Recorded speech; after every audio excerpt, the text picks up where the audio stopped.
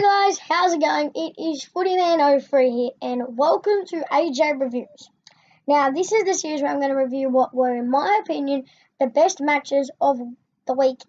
So in week 12, the matches I chose were Carolina versus Oakland, Kansas City Chiefs versus Denver, which I thought were the best two matches of the week. Sometimes you guys may not agree with what I pick and you should think other games. But this is what I've picked for. If you disagree with me, you can make your own video and say your reasons why. So anyway, I hope you enjoy, and let's begin with the first game, Carolina and Oakland. So first game, Carolina versus Oakland, and in the background I'm going to have Kahil Mack's defensive highlights. This game was a bit crazy. Oakland opened up with a 24-7 lead at the half, with Carr and Mack destroying Carolina's offense in secondary. In the early third quarter, Derek Carr went off with a dislocated finger and missed two offensive drives, and Carolina capitalized on Carr's injury and scored the touchdown for Jonathan Stewart. When Carr came back, he throws a pick to Thomas James Jr. Then Ted Skinn scores the runaway TD. They went for two, the tries wrecked the PAT miss, and it was no good. Carolina scored again and had the lead through Kelvin Benjamin. Then Clive Walford comes and steals the day for Oakland with the game-tying lead. And as you can see on the highlights, Kahil Mack with a very impressive pick six against Cam Newton to give them the 17-point first-half lead.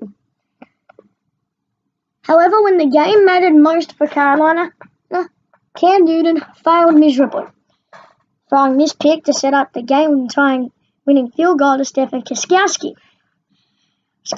Then in a struggling fourth down situation, which is coming up on your screens in a moment, when Cam Newton attempts the runaway TD Hail Mary. Then, the magic man, Kahil Mack, strip sacks and Oakland improves to 9-2. And on Sunday night, it was a battle on the good defenses in the background of Justin Houston's defensive highlights.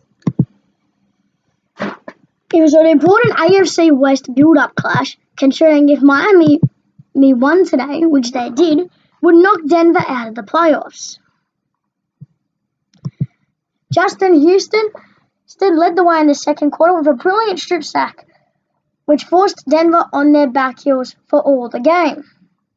Then, minutes later, off the free kick, Tyreek Hill returns it all the way for a touchdown. Here it is.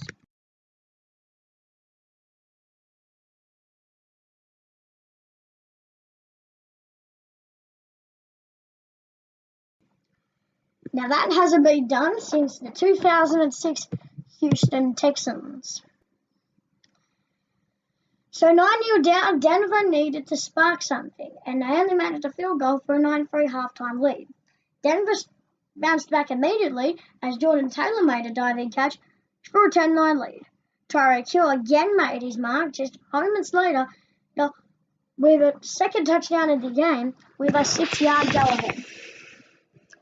Emmanuel Sanders wasn't having none of it yet. Trailing, he made the lead his with a 35-yard touchdown pass. Then with 3:12 to go, Bernie Fowler makes it all the way home with a potential game-winning score, 24-16 lead.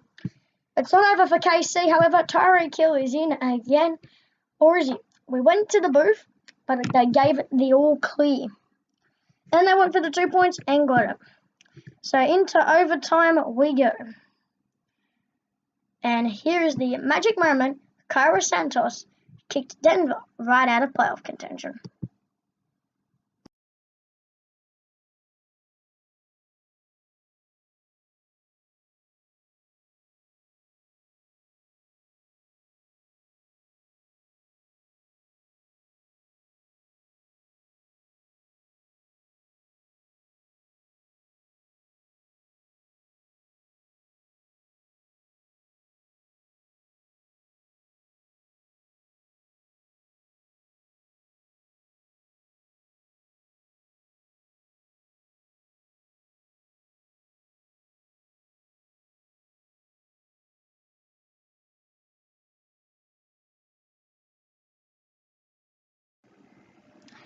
Now that's how to win a game.